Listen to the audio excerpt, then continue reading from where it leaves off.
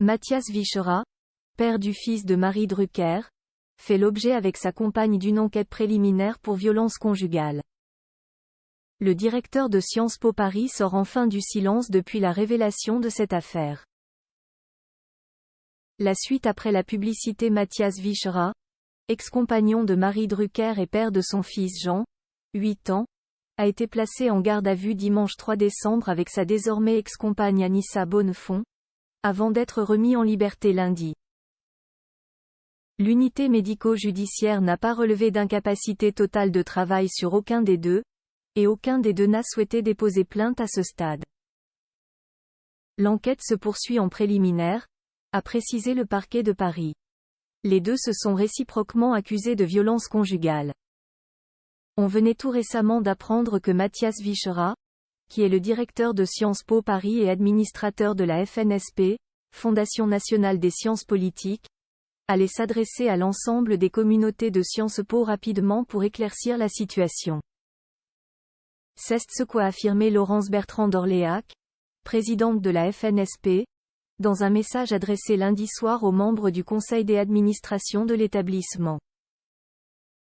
C'est désormais chose faite, puisqu'il vient effectivement de sortir du silence.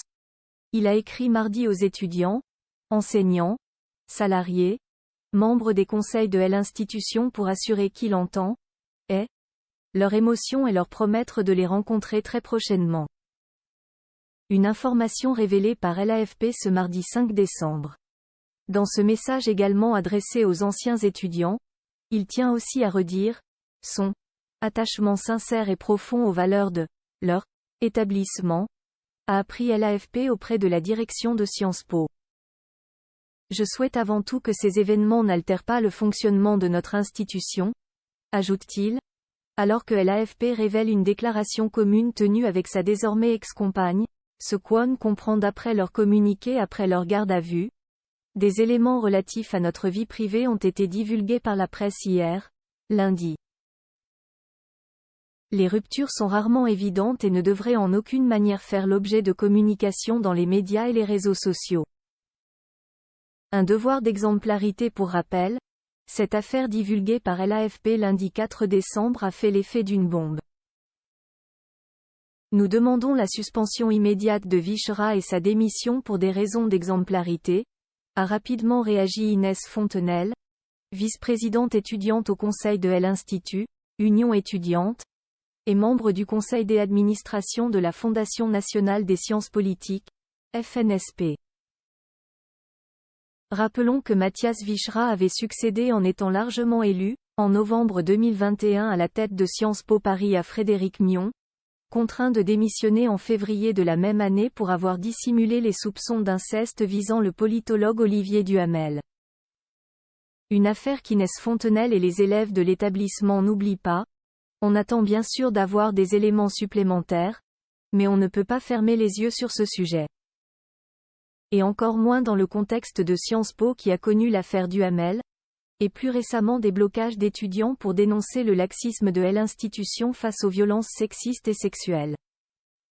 Par devoir d'exemplarité, nous pensons que Matthias Vichera ne peut représenter l'institution et si ces faits sont avérés, nous demanderons sa démission.